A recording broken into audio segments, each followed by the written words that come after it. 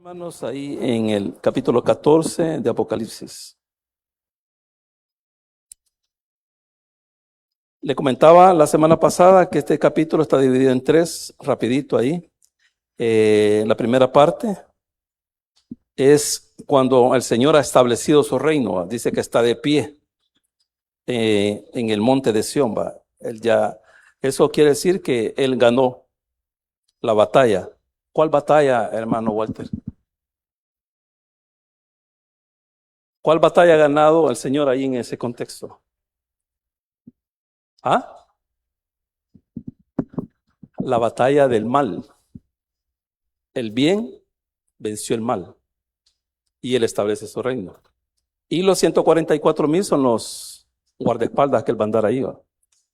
De ahí viene la segunda parte y comienza a hablar de el evangelio eterno. ¿Va? Y ahí leímos cuál es el mensaje, porque acuérdense que el evangelio es una buena nueva. ¿Va? Allá han adorado a la bestia y les dicen, no, a la bestia no. Dice ahí el 7, temed a Dios, ese es el mensaje, y dad gloria, porque la hora de su juicio ha llegado. Y adorad a aquel que hizo el cielo y la tierra, el mar y las fuentes de las aguas. De ahí viene la caída de la Babilonia. Ha tomado, ¿cómo se llama? A Babilonia como, más adelante le va a llamar la gran ramera. ¿Va? Ella es la madre, dice, de todas las rameras. O sea, es la que desde el inicio, capítulo 11 de Génesis, ha estado en oposición a Dios. Y no solo oposición a Dios, sino que ellos se volvieron idólatras. Y de ahí viene el tercer ángel y comienza a decir qué es lo que le va a pasar a los que adoren a la bestia. ¿Y qué es lo que les va a pasar? Juicio, condenación eterna. Y de ahí aparece el otro grupo que es de los fieles, que les llama bienaventurados. Dice. Bienaventurado, dice ahí la palabra del Señor. De aquí en adelante los muertos que mueren en el Señor. Los que mueren dice que son bienaventurados porque la muerte no los ha vencido, sino que la muerte de ellos lo que los va a llevar es a la vida eterna. Se los llama bienaventurados y el Espíritu dice sí. Y dice que descansarán de sus obras. Y dice el final, que es el versículo 13, porque sus obras con ellos seguirán. O sea, su fidelidad va detrás de ellos ahí y van para allá entrar al reino ya establecido por el Señor. Les explico esto, hermano, porque en este momento se van a hablar de dos grupos. Se van a hablar de dos grupos. Otra cosa que usted tiene que saber cuando estudie un libro, todos los libros, toditos los libros tienen divisiones. Y los libros se dividen, yo aquí saqué una división del capítulo 14, pero un libro puede tener 3 divisiones, Apocalipsis tiene 3 divisiones. Isaías, que es el libro más largo, tiene 3 divisiones. Génesis tiene 2 divisiones. Entonces, si usted sabe eso, hermano, cuando usted lo lee se le hace más fácil. Y usted va entendiendo qué es lo que está leyendo. Pero si usted no sabe eso, hermano, son cositas que uno tiene que, si usted quiere, va. Si usted quiere, lo hace. Y si no, siga leyendo la Biblia así. No hay ningún problema. Entonces, en el caso de Génesis, la primera división está del capítulo 1 al capítulo 11. La de Génesis es fácil porque son 2. Entonces, ¿qué hay entre el capítulo 1 y el capítulo 11? ¿Qué hay? ¿Qué hay? El origen de todo. El origen de los cielos y la tierra. Cómo creó al ser humano. Cómo el Señor establece el matrimonio. La caída de ellos. Los primeros hijos de Adán y Eva. Lo que pasó con sus hijos. De ahí cómo se va extendiendo la humanidad. La historia de la humanidad. Cómo se van dividiendo. Unos se van yendo por un lado, los de Caín, y los de, ¿cómo se llama? ¿Cómo se llama el otro? Set. Los de Set se van yendo por otro lado. O sea, 2 linajes. Va hasta llegar a la Torre de Babel, capítulo 11, Y de ahí viene la segunda parte, la segunda división. Es facilito, hermano. La segunda división es la más fácil. ¿Por qué? Porque la segunda división de lo que habla es de la historia de los patriarcas. Estuvo. Desde el 12 no aparece Abraham. Y después de Abraham, Isaac. Y de Jacob. Sus hijos hasta llegar a José. Sencillo. Entonces, cuando usted llega al capítulo 12 de Génesis, usted ya sabe de qué va a ir a leer. ¿Qué va a leer en capítulo 12 de Génesis hasta el 50? De los patriarcas.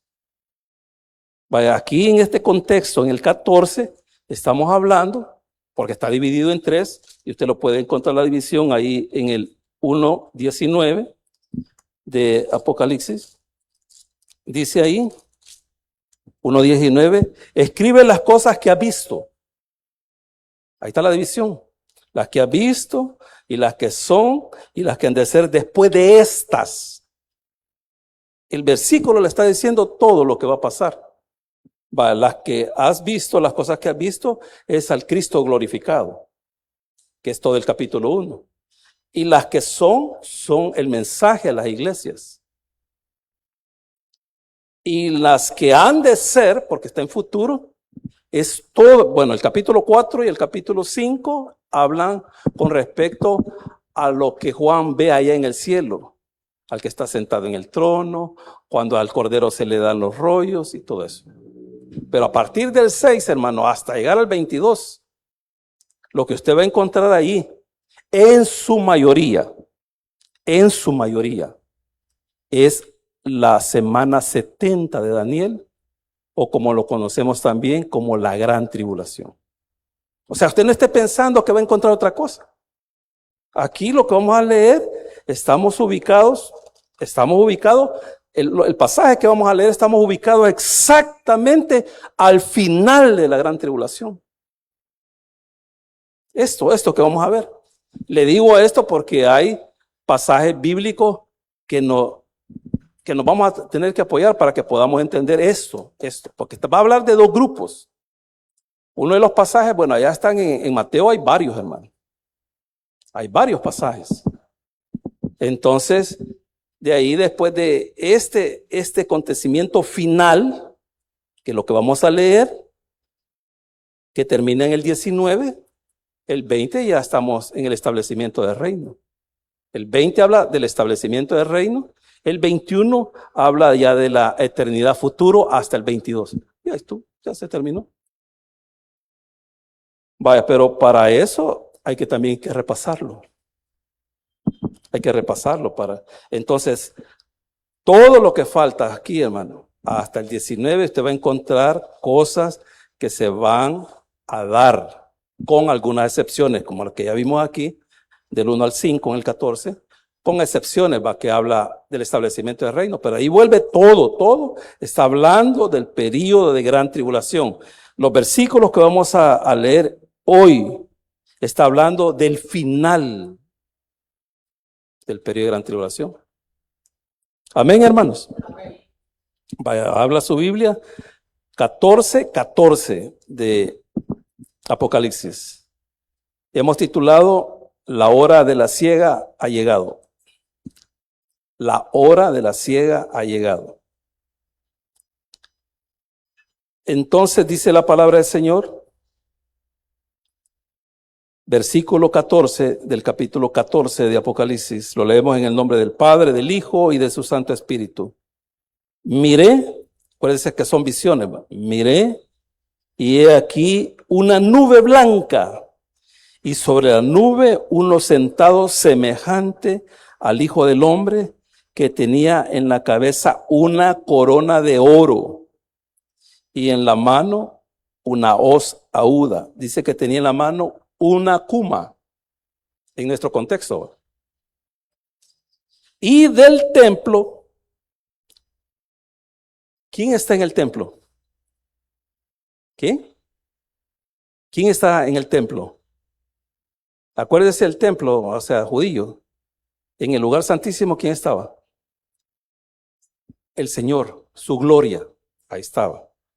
Entonces dice, y del templo salió otro ángel. Los ángeles son mensajeros.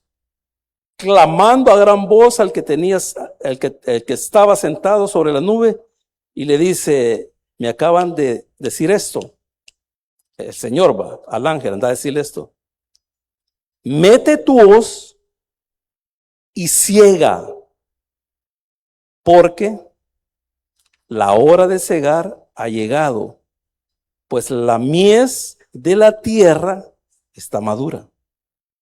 Y el que estaba sentado sobre la nube metió su hoz en la tierra, y la tierra fue cegada. O sea, arrancaron los frutos, porque es la ciega. Usted siembra y de ahí ciega. O sea que es la cosecha. Como ya estaba madura, la mies ya estaba madura, entonces él viene y la corta. Versículo 17. Salió otro ángel del templo que estaba en el cielo, teniendo también una hoz aguda. Y salió del altar otro ángel. Oiga esto, que tenía poder sobre el fuego. Y llamó a gran voz al que tenía la hoz, diciendo: mete tu hoz aguda, o sea, filuda, y vendimia los racimos de la tierra. Estas son personas. Porque sus uvas están maduras. Y el ángel arrojó su hoz en la tierra, y oiga esto: cegar es arrancar el fruto. Arrancar el fruto. Y acuérdese que los viñedos son matas, no son árboles. Es como la mata de Huizquilpa, para que tengan una idea. Y el ángel arrojó su hoz en la tierra y vendimió la viña de la tierra. Y ahí venían las uvas, y echó las uvas en el gran lagar de la ira de Dios. ¿Qué se saca de las uvas? Vino. Pero aquí no viene el vino. Y fue pisado el lagar fuera de la ciudad, y del lagar salió sangre hasta los frenos de los caballos por 300 kilómetros. Oramos. Señor, te damos gracias por tu amor y tu misericordia. Gracias porque nos permites estudiar tu palabra, Señor. Ahora le rogamos al glorioso Espíritu Santo que Él nos pueda ayudar para que la podamos explicar de una manera clara y de una manera sencilla. En el nombre de Jesús, amén. Los versículos anteriores ya les expliqué dos grupos. Los seguidores de la bestia, porque estamos hablando del periodo de gran tribulación. No les digo del versículo 1 al 5 porque eso es allá ya establecido el reino. Entonces, del 6 al 13, dos grupos. Los que adoraron a la bestia y los que se mantuvieron fieles hasta la muerte. Dos grupos. Unos condenados y otros salvados. Entonces, si comenzamos aquí el pasaje, estamos hablando de la segunda venida de Jesucristo. No estamos hablando de rapto de la iglesia. No estamos hablando de rapto de la iglesia. Estamos hablando de la segunda venida. Él va a venir por su iglesia, pero no va a tocar la tierra. Él nos va a esperar allá. Y nos va a llamar todos los de la Matepec. Y ahí los de la Matepec iba a decir el Señor: primero los músicos. Gloria a Dios, va a decir el hermano Oscar, para arriba. Y de ahí los que predican, no, los que predican de último, dice el Señor. Y de ahí todos, los llama el Señor allá. Allá nos reunimos y vamos a estar con Él para siempre. Así dice la palabra del Señor. En 1 Tesalonicenses 4, del 14 en adelante. Vaya, entonces, esa es la venida por la iglesia. Por la iglesia. Al final venimos con el Señor. Nos vamos, al final de los 7 años venimos con el Señor, capítulo 19 de Apocalipsis. Pero cuando Él venga, comienza la semana 70 o el periodo de gran tribulación. Ahí arranca. No tenga temor, hermano, porque ahí, fíjese que acaba de haber un terremoto grande ahí en Colombia, menos que el de Venezuela. Aquí acaba de haber uno de 5.4. Terremotos hay en en todo el mundo, hermano. Y van a ver y van a seguir habiendo, van a seguir sucediendo, van a seguir sucediendo. Entonces, pero eso hasta cierto punto es normal. Porque ¿por qué ocurren los terremotos? Porque hay choques de placas tectónicas. Como está en movimiento, la tierra tiene vida. La tierra está en movimiento, hermano. Entonces hay placas tectónicas que están así, peleando, y cuando unas se le mete abajo de esta y entra aquí, mira esto, ahí cae lo de aquí hacia abajo y ahí es el terremoto. Pero eso no está hablando de que ya es la venida del Señor, no. La venida del Señor lo explica Pablo en 2 de Tesalonicenses, capítulo 2. Espero que usted la vaya a leer a su casa. Ahí le explica. Dice que antes que venga el hombre de pecado, vendrá la apostasía. Cuando usted vea apostasía mundial, prepárese, hermano, porque el Señor ya viene por nosotros. Ahí sí. Pero cuando vea terremoto, guerra, porque hubo guerra entre Estados Unidos y Irán, y ya va a venir. Esos son, el Señor dijo en el capítulo 24 de Mateo, principio de dolores. Pero no es el fin, dijo el Señor. Ahí está, ¿qué más claro, hermano, ahí? ¿Qué más claro? Es como cuando las hermanitas que han tenido hijos, y le dan, ya tienen los 9 meses, y le da un dolorcito aquí. Pero es principio de que ya viene, y cuando nació Walter le costó, hermana. O sea, no sintió dolor. Sí. De las hermanas aquí, ¿quiénes han sentido dolor de parto? Dicen que es bien bonito eso. Dicen que es bien bonito. Entonces, es principio de dolor. Entonces, pero el dolor va aumentando, hasta que ya no aguanta. Entonces Dios dijo, es principio de dolores, tranquilo. ¿Verdad? Pero tiene que haber apostasía primero. Cuando vea la apostasía, ahí preocúpese. Entonces, ahí dice la palabra del Señor, miré aquí una nube blanca y sobre la nube uno sentado semejante al Hijo del Hombre que tenía en la cabeza una corona de oro, porque Él viene a reinar. Y el que no se quiera someter, se lo vuela. Ahí no les van a andar preguntando, hermano.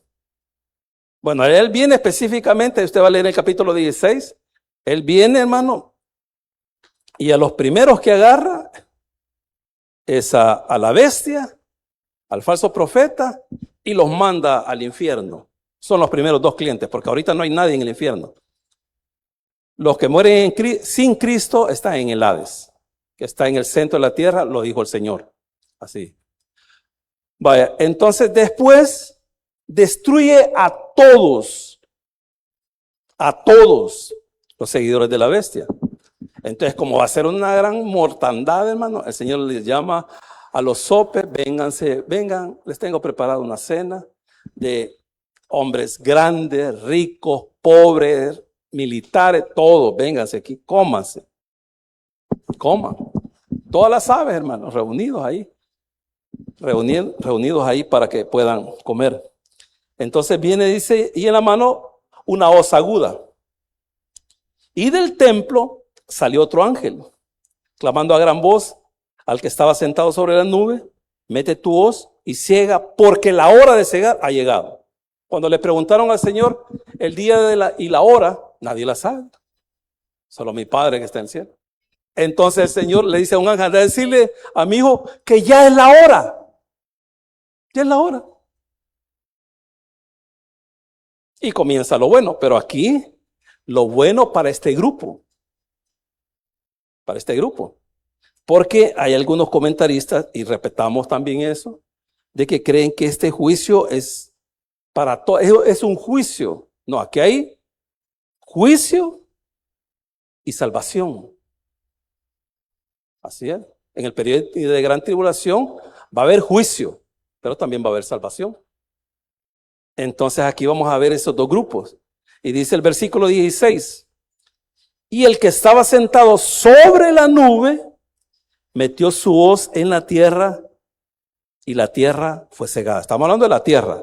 El Señor mete, como Él va a cosechar, Él ha sembrado y Él va a cosechar. Ya está la cosecha. Y comienza a meter la hoz. La hoz es grande, hermano. O sea, abarca más. ¿Cuál es la cuma? Es aquí cerquita, va. Y así cortan la caña. ¿Usted ha visto cortar la caña? ¿Va? Van cortando el fruto. Pero detrás del fruto también va quedando hojarasca. Hojarasca. Entonces la hojarasca la levantan y la queman. Porque solo están recogiendo el fruto. Entonces, cuando leemos este pasaje, tenemos que ir allá a lo que enseñó el Señor. Y nos vamos a ir primeramente al capítulo 13 de Mateo, que son las parábolas. Acuérdese que aquí es el final de la gran tribulación. Y después viene el reino. Entonces dice el capítulo 13 de Mateo, y vamos a leer la parábola del trigo y la cizaña. Usted ya la conoce. El Señor sembró, ¿qué sembró? Trigo, pero vino el enemigo y siembra cizaña.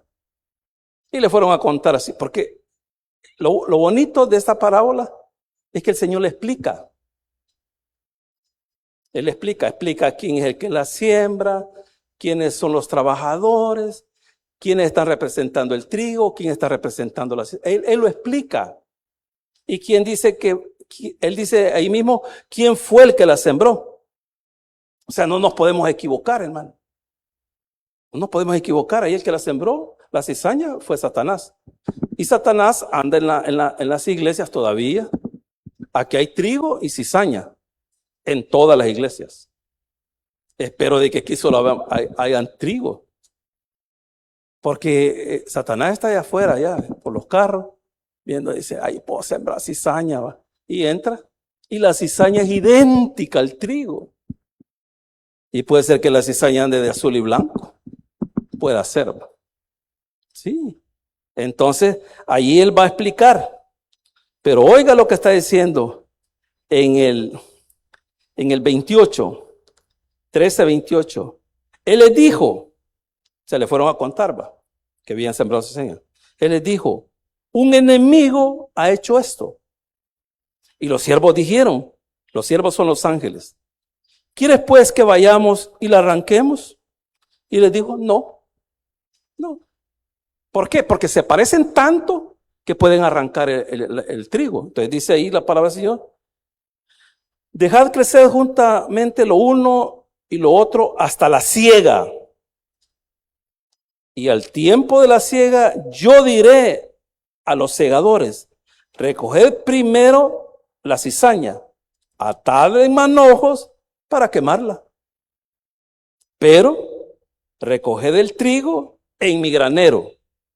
¿Qué es el granero? Ahí lo explica el Señor. El granero es el reino. Entonces, los que son trigo, al granero, al reino. Los que no son trigo, los que son cizaña, al chimbolero. Eso es todo. Eso es todo, hermano. Entonces, si usted se va, más adelante, se va al capítulo 24, el Señor está hablando del período de gran tribulación. Aparte, que ahí también él está hablando de la destrucción del templo que ocurre en el año 70 y dice que va a ser la abominación desoladora, que ya ocurrió una vez con Antíoco Epífanes en la época de los griegos, pero como es una profecía de triple cumplimiento, entonces faltan dos. Y la segunda ¿cómo se llama?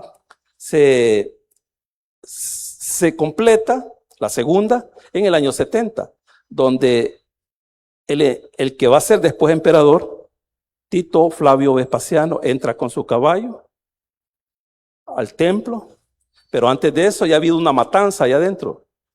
¿Cómo se llama? Los celotes, que son judíos, que es la resistencia de los romanos, se metieron al templo porque como han sitiado Jerusalén, ellos se meten al templo. Entonces, los sacerdotes lo quieren sacar. Entonces los celotes Les dice que le ayuden, pero como no los quieren ayudar, sino que los quieren sacar, los matan. Entonces esa es la abominación desoladora que se dio en el año 70, pero falta una, la del anticristo. Entonces lo que el Señor está hablando aquí, lo que Él está diciendo aquí, es en el período de gran tribulación. Y oiga esto, aquí hermano no hay donde perderse. Dice ahí el 24, 29, e inmediatamente después, porque Él les está contestando preguntas. Y Él les acaba de explicar ahí lo que va a suceder con la destrucción del templo. Entonces, Él les explica todo eso y dice el 29, e inmediatamente después de la tribulación. O sea, acuérdense que el periodo del año 70 es una tribulación, pero Él se alarga al futuro y está explicando ya la tribulación en la época del anticristo. Entonces dice ahí, e inmediatamente después de la tribulación de aquellos días, el sol se oscurecerá y la luna no dará su resplandor y las estrellas caerán del cielo y las potencias de los cielos serán conmovidas. Todo eso ya lo vimos allá en Apocalipsis.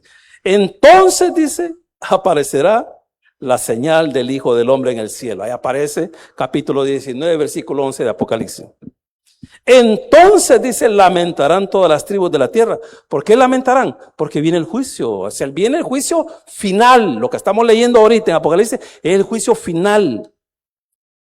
Entonces lamentarán todas las tribus de la tierra y verán al Hijo del Hombre viniendo sobre las nubes del cielo con poder y gran gloria. Y enviará a sus ángeles con gran voz de trompeta y juntarán a sus escogidos de los cuatro vientos, desde un extremo del cielo hasta el otro, los cuatro extremos, los puntos cardinales de toda la tierra, a los escogidos. Vénganse para acá porque vamos a entrar al reino. Y dice ahí, y ahí está explicando lo de los escogidos, ahí viene lo de la higuera que está hablando también de Israel. Si usted se adelanta, capítulo 25, versículo 31, él continúa hablando de su segunda venida. La parábola de las vírgenes está hablando de la segunda venida, pero específicamente hablando con Israel. Sus receptores aquí son judíos. Aquí no hay iglesia. Aquí no meta la iglesia, hermano. Aquí no tiene nada que ver la iglesia. Aquí está hablando con los judíos. El periodo de gran tribulación es por los judíos. Por los judíos. ¿Que se van a salvar gentiles? Claro que sí. Pero el Señor viene a arreglar cuentas con los judíos. ¿Por qué? Porque los rechazaron. Y al final, hermano, Él va a sacar un remanente que van a creer en Él. Esos son los escogidos. Esos son los que va a escoger Él. Entonces dice el capítulo 25, versículo 31, cuando el Hijo del Hombre venga en su gloria y todos los santos ángeles con Él, entonces se sentará en su trono de gloria. Y serán reunidos delante de Él todas las naciones y apartará los unos de los otros como aparta el pastor las ovejas de los cabritos. Los escogidos a mi derecha, los que no son escogidos a mi izquierda. Y dice ahí, oiga lo que está diciendo ahí, y pondrá a las ovejas a su derecha y los cabritos a su izquierda. Entonces el rey dirá a los de su derecha, a los de aquí, venid. Oiga lo que está diciendo, vengan, venid, benditos de mi Padre, heredad el reino preparado para vosotros desde antes de la fundación del mundo. Y ahí dice, porque tuve hambre y tuve ahí todo. Y de ahí lo mismo les dice a las cabritas, pero a las cabritas no les dice pasen adelante, no, que les dice ustedes se van al chimbolero. Eso es exactamente lo que está ocurriendo allá en los versículos que hemos leído. Entonces viene el Señor y aparta a sus escogidos y los introduce al reino. Y ahí el 18 dice, y salió del altar otro ángel que tenía poder sobre el fuego. Les vuelvo a repetir, algunos comentaristas bíblicos creen que esto es un juicio total, que aquí no hay salvación. Por si usted lo oye, ¿va? Entonces, nosotros respetamos cualquier posición. No nos vamos a poner a pelear.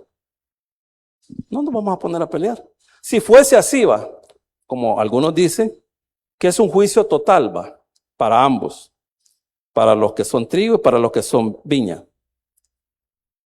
Lo que tenemos que sacar de esa enseñanza es de que el Señor después de esto va a establecer su reino.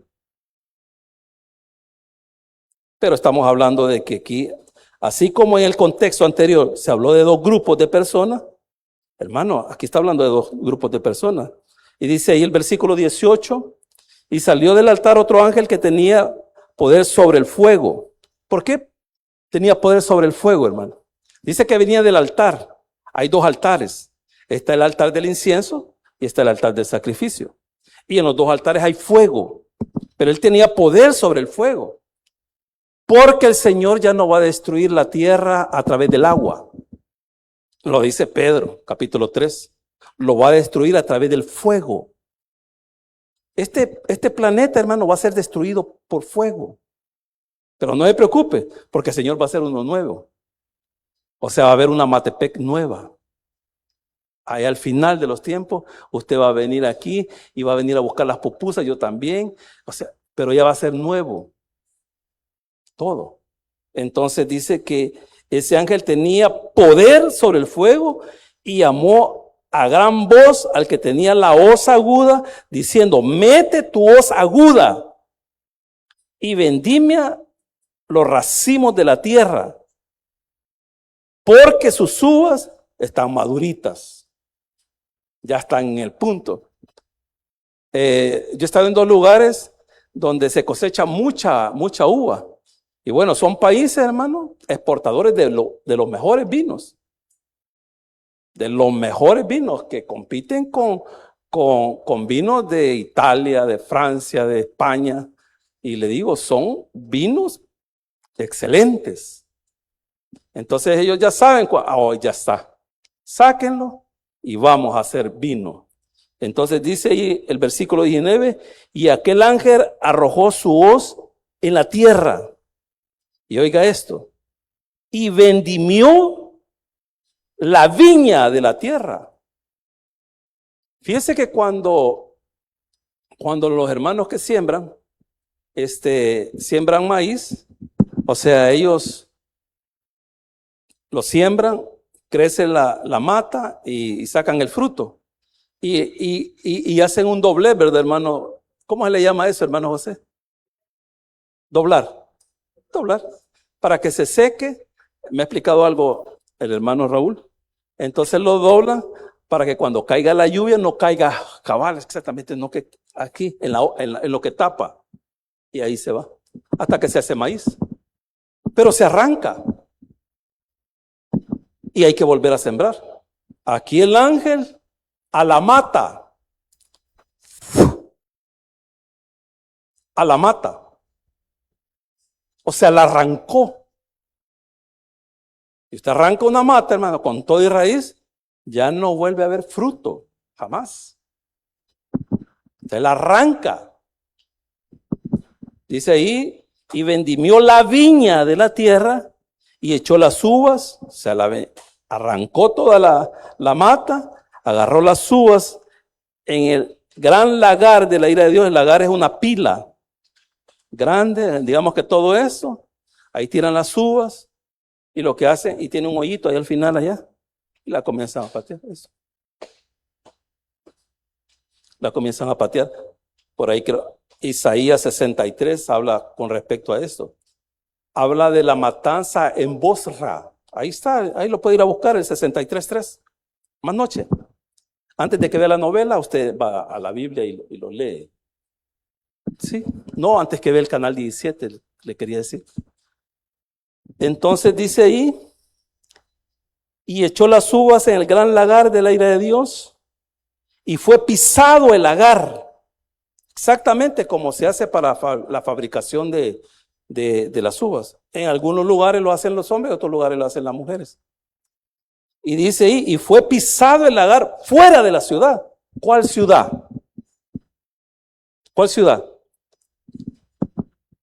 No más si San Salvador. No, hombre. ¿Cuál ciudad? Jerusalén. Fíjense que, es increíble. Y eso creo que lo hablamos la semana pasada. Todo lo que el hombre siembra lo va a cosechar. Cuando crucificaron al Señor, lo sacaron fuera de la ciudad. Lo sacaron, lo llevaron al monte de la calavera. Viene el Señor, como lo sacaron a él, va ahora allá. Sáquenmelo. Y lo saca afuera. Y ahí les va a dar Juan a todos. Entonces dice ahí, y fue pisado el lagar fuera de la ciudad. Les voy a leer Hebreos 13, hermano. Les voy a leer Hebreos 13.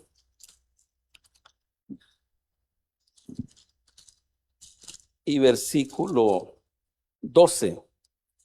Hebreos 13, 12. Dice ahí. Está hablando aquí y haciendo la comparación del sacrificio antiguo de la ley con el sacrificio de Cristo. Voy a leer el 11, 13, 11.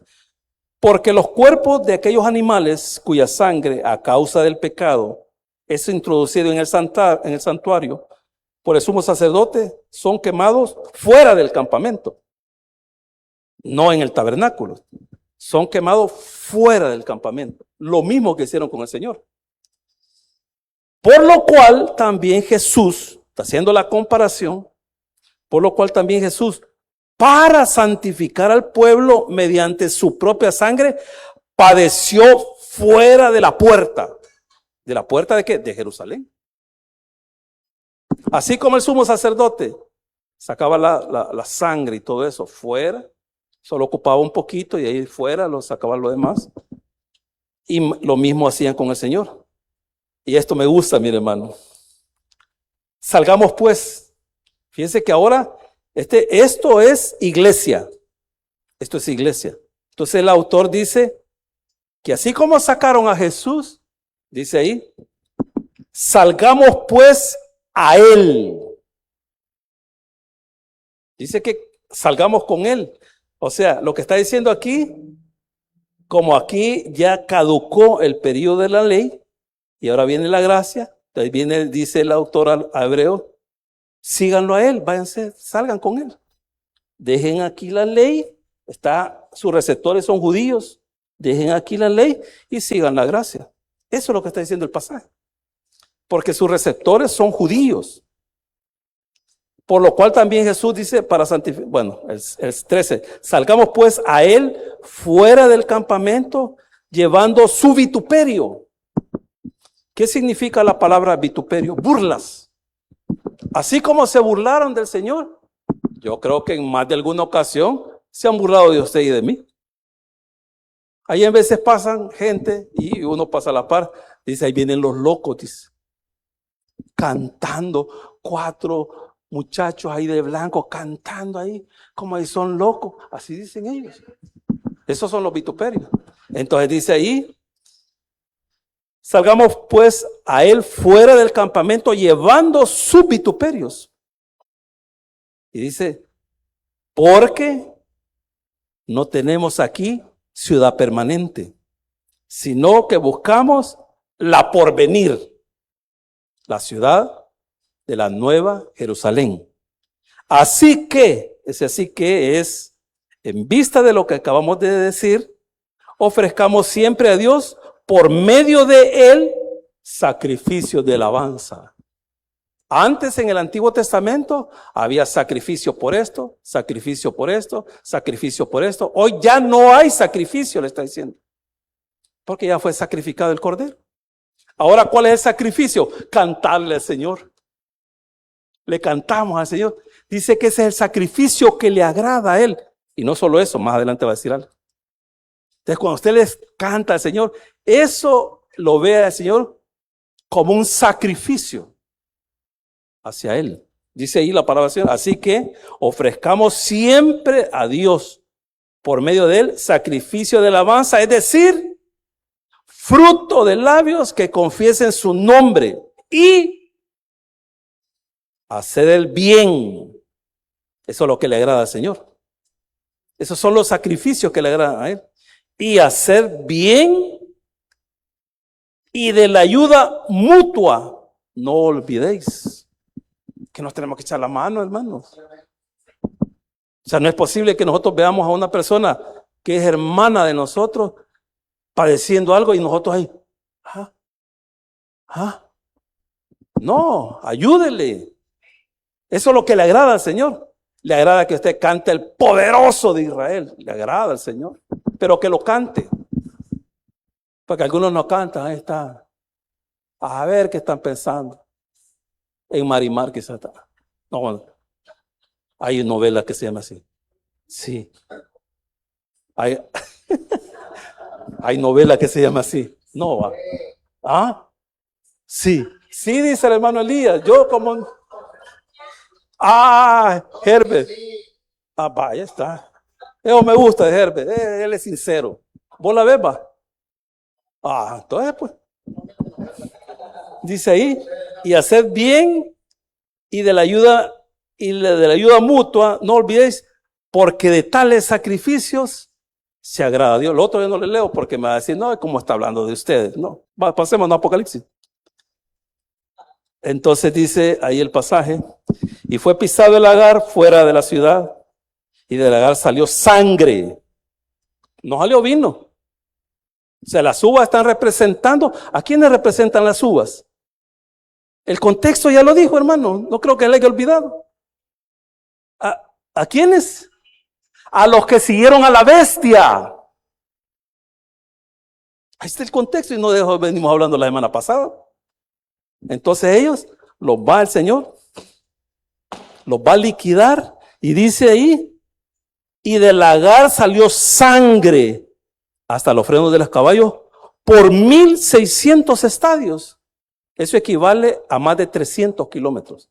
Usted en una Biblia lo va a ver como 300 kilómetros y si lo ve 320, no anden peleando por 20 kilómetros, hermano. Lo que está diciendo ahí, porque esto es algo simbólico, lo que está diciendo ahí, de que va a haber una carnicería.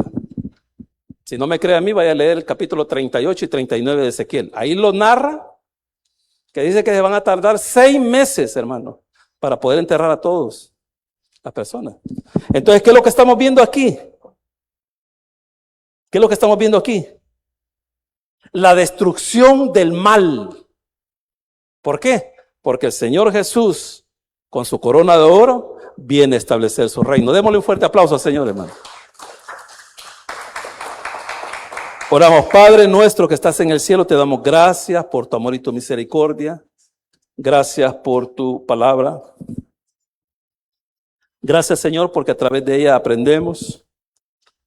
A los amigos que nos están viendo a través de las redes sociales, para ustedes la enseñanza.